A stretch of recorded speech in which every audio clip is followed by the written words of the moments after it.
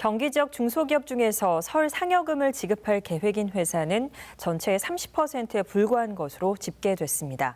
지난 연말부터 지속된 고환율에 수익이 줄어든 탓인데요. 고환율을 반겨야 할 수출기업조차도 걱정이 앞서고 있습니다. 설을 맞은 도내 중소기업을 백창현 기자가 취재했습니다. 광명시에 있는 침구 생산 업체입니다. 창업한 이후 50년간 IMF와 오일 쇼크 등 어려움이 많았지만 이번 고환율 위기는 손에 꼽습니다. 환율 문제가 마진 전체에 영향을 끼치고 있기 때문입니다.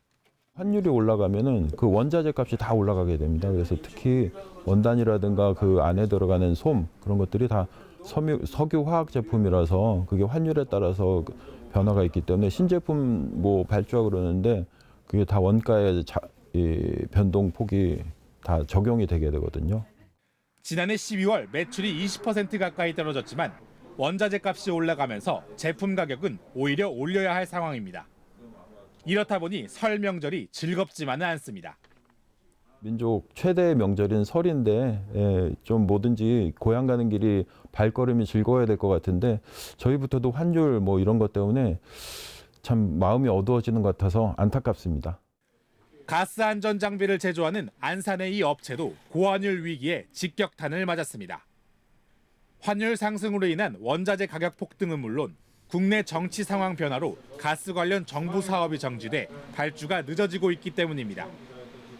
매출은 20% 하락했고 일부 제품은 팔수록 손해를 보는 역마진 현상이 우려돼 생산 중단을 고민 중입니다. 이렇다 보니 설 명절의 따뜻함보다 부담만 가득합니다. 설 전에 어떤 이제 비용에 대한 부분을 챙겨줘야 되고 그다음에 돌아서서 설 세고 돌아오면 또 바로 이제 월급을 챙겨야 되는 뭐 그런 입장에서 볼 때는 일할 수 있는 틈 그다음에 뭐 하다못해 물건을 판매할 수 있는 시간 뭐 이런 것들이 너무 촉박하다. 지난해 12월 계엄 사태 이후 1,400원을 넘어간 환율은 상승을 거듭하며 지난 10일 1,474원을 기록했습니다. 경기도 비상민생경제 상황 대응 중소기업 긴급지원센터에 한 달간 접수된 기업 애로는 60여 건. 대부분은 경기 부진 문제, 환율 상승에 뒤따른 원자재 문제로 상담을 요청했습니다. 전문가는 계엄 사태 이후 발생한 고환율 문제로 원자재 가격에 영향을 끼쳤고 이와 함께 원유 가격 등 물류비도 올라 중소기업들이 이중고를 겪고 있다고 진단했습니다. 환율도 올라가고 물류비도 올라가다 보니까 이게 이제 이중으로 어려우신 거죠. 그런데 그 올라가는 폭이 예상을 되는 폭을 지금 벗어난 것 같아요.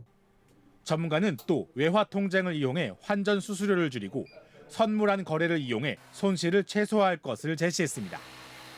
한편 경기도 경제과학진흥원은 접수된 기업 애로를 해소하기 위해 수출 판로 개척 사업을 진행하고 급상승한 물류비를 지원하는 방안을 고려 중이라고 전했습니다.